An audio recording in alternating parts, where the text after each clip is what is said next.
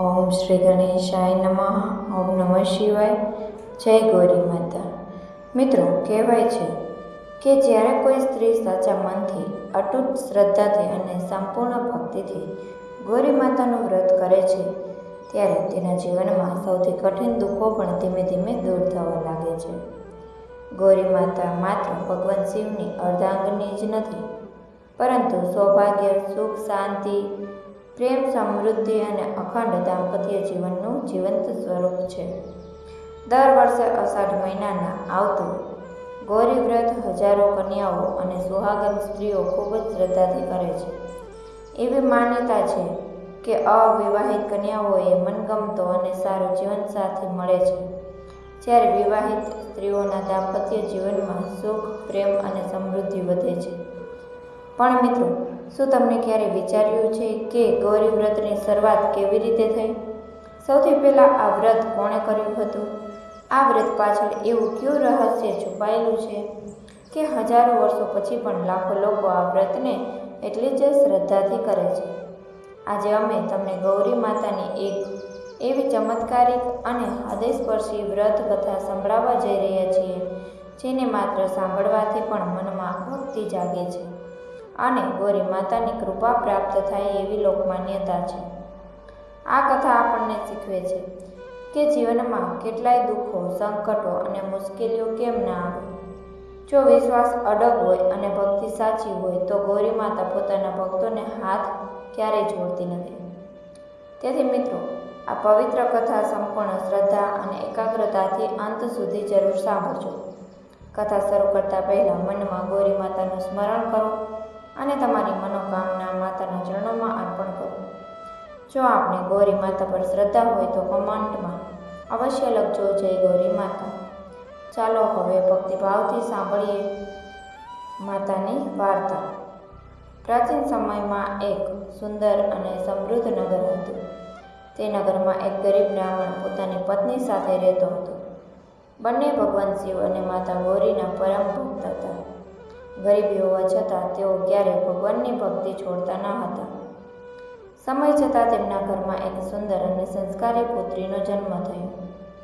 જન્મથી જ તે બાળકી ખૂબ જ શાંત, દયાળુ અને ધાર્મિક સ્વભાવની હતી. માતા પિતાએ તેનું નામ ગૌરી રાખ્યું. ગૌરી દરરોજ સવારે વહેલી ઉઠતી, સ્નાન કરીને ભગવાન શિવ અને માતા પાર્વતીની પૂજા કરતી.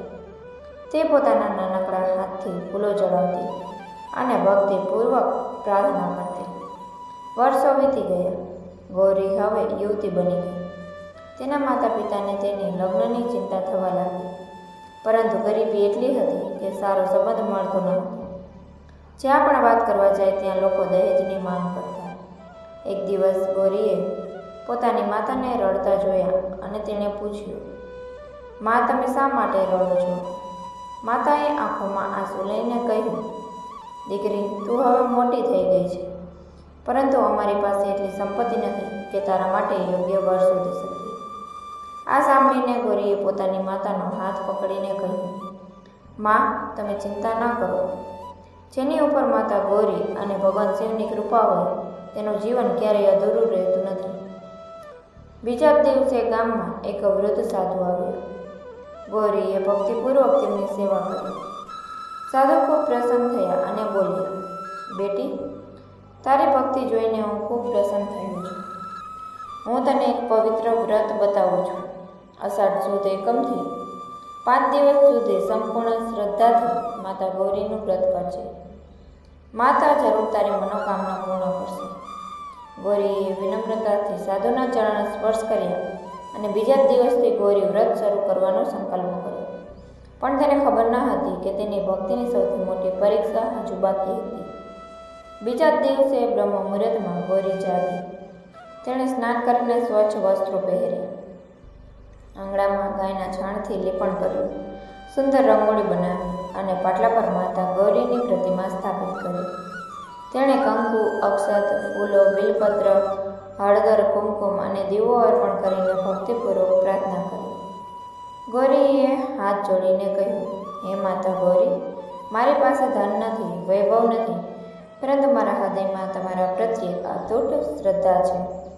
મારી ભક્તિ સ્વીકારજો અને મારા જીવનનો માર્ગ પ્રકાશિત કરજો.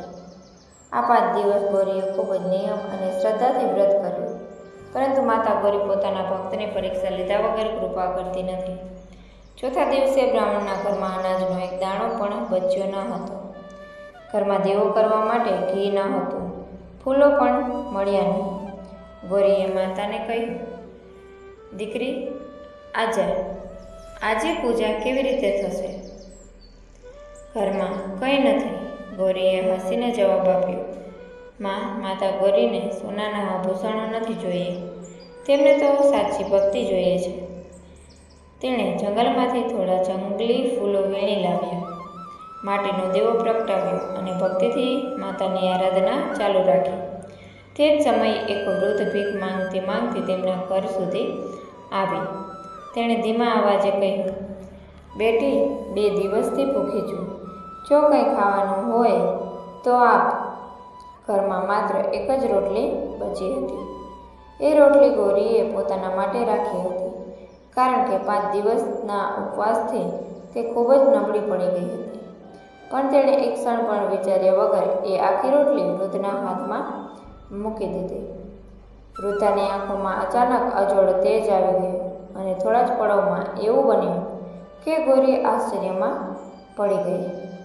તે જેમ જ ગૌરીએ વૃદ્ધાના હાથમાંથી છેલ્લી રોટલી મૂકી, તેમ વૃદ્ધાના ચહેરા પર અદ્ભુત તેજ પ્રસરી ગઈ. થોડીક ક્ષણોમાં વૃદ્ધાનું સ્વરૂપ બદલાવા લાગ્યું. સામે સ્વયં જગતજનની માતા ગૌરી દિવ્ય તેજ સાથે પ્રગટ થયા. ચારે બાજુ સુગંધિત પવન વહેવા લાગ્યો. આકાશમાંથી પુષ્પ વર્ષા થવા લાગી. ગૌરી અને તેના માતા પિતા માતાના ચરણોમાં નમન કરીને ઊભા રહ્યા. માતા ગૌરી પ્રેમથી બોલ્યા, દીકરી, આજે તું તારી ભૂખ ભૂલીને એક અજાણી વૃદ્ધાની સેવા કરી છે. તારી ભક્તિ, દયા અને નિસ્વાર્થ ભાવનાએ મને પ્રસન્ન કરે છે.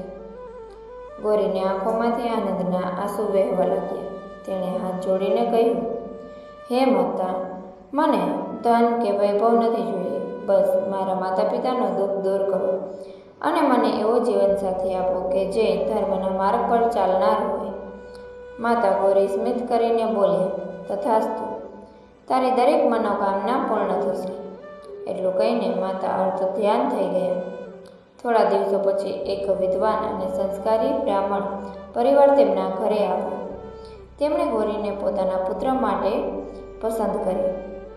લગ્ન ખૂબ જ આનંદ અને શુભ મુહૂર્તમાં સંપન્ન થયા. લગ્ન પછી ગૌરીનું જીવન સુખ, શાંતિ અને સમૃદ્ધિથી ભરાઈ ગયું. તેના માતા પિતાની ગરીબી પણ ધીમે ધીમે દૂર થઈ ગઈ. તે દિવસથી આ વ્રતનો મહિમા દૂર દૂર સુધી પ્રસિદ્ધ થયો. એવી માન્યતા છે કે જે કન્યા અથવા સુહાગન સ્ત્રી સાચા મનથી ગૌરી વ્રત કરે છે, ગૌરી માતા તેની યોગ્ય મનોકામના પૂર્ણ કરે છે, દાંપત્ય જીવનમાં સુખ આપે છે અને પરિવાર પર પોતાની કૃપા વરસાવે છે. તો મિત્રો, આ કથાનો સાર છે કે સાચી ભક્તિ, દયા, સેવા અને વિશ્વાસ ક્યારેય વ્યર્થ જતા નથી. ભગવાન ભક્તની પરીક્ષા જરૂર લે છે, પરંતુ અંતે તેમનો સાથ ક્યારેય છોડતા નથી. મિત્રો, શ્રી ગૌરી વ્રતની આ પવિત્ર કથા આપણને એ ખૂબ જ સુંદર અને જીવન બદલાવી દે તેવી શીખ આપે છે. જીવનમાં ગમે તેટલી મુશ્કેલીઓ કેમ ના આવે, ગમે તેટલા દુઃખો કેમ ના આવે, જો આપણા મનમાં ભગવાન પ્રત્યે અતૂટ શ્રદ્ધા, સાચી ભક્તિ અને સારા કર્મ કરવાની ભાવના હોય તો એક દિવસ ભગવાન જરૂર આપણા જીવનમાં સુખનો સૂર્ય ઉગાડે છે. માતા ગૌરી ક્યારેય પોતાના ભક્તોને નિરાશ કરતા નથી. તેઓ ભક્તની પરીક્ષા જરૂર લે છે, પરંતુ જે ભક્ત ધીરજ, વિશ્વાસ અને ભક્તિથી તેમની આરાધના કરે છે, તેના જીવનમાંથી દુઃખ, ચિંતા અને નિરાશા દૂર કરીને સુખ, સમૃદ્ધિ અને શાંતિનો આશીર્વાદ આપે છે. જો તમે પણ માતા ગૌરીના શ્રદ્ધા રાખતા હો તો આજથી જ એક સંકલ્પ કરો કે જીવનમાં હંમેશા સત્યના માર્ગે ચાલશો, જરૂરિયાતમંદ લોકોની મદદ કરશો અને ભગવાનનું સ્મરણ ક્યારેય નહીં છોડો. હવે કમેન્ટમાં ભક્તિભાવથી જરૂર લખજો, જય ગૌરી માતા. તમારી દરેક મનોકામના માતા ગૌરી પૂર્ણ કરે. તમારા પરિવાર પર હંમેશા સુખ, શાંતિ અને સમૃદ્ધિની વર્ષા થાય. દરેક દીકરીને સારો જીવનસાથી મળે, દરેક સુહાગનનું સૌભાગ્ય અખંડ રહે અને તમારા ઘરમાં હંમેશા માતા ગૌરીની કૃપા બની રહે. એવી હાર્દિક પ્રાર્થના. જો તમને આ પવિત્ર કથા ગમી હોય તો કૃપા કરીને વિડીયોને લાઈક કરો, તમારા પરિવાર અને મિત્રો સાથે શેર કરો અને આવી જ વ્રત કથા અને ધાર્મિક વાર્તાઓ અને લોકકથાઓ સાંભળવા માટે અમારી વ્રત કથા ચેનલને સબસ્ક્રાઈબ કરીને બેલનું નિશાન જરૂર દબાવો, જેથી અમારી નવી વિડીયો સૌથી પહેલાં તમને મળી શકે. અંતમાં ફરી એકવાર ભક્તિભાવથી બોલીએ, જય ગૌરી માતા, હર હર મહાદેવ, ઓમ નમઃ ગણપતે નમઃ, જય ભોળાનાથ. અને આભાર. ફરી એક નવી પવિત્ર કથા સાથે જલ્દી જ મળીશું.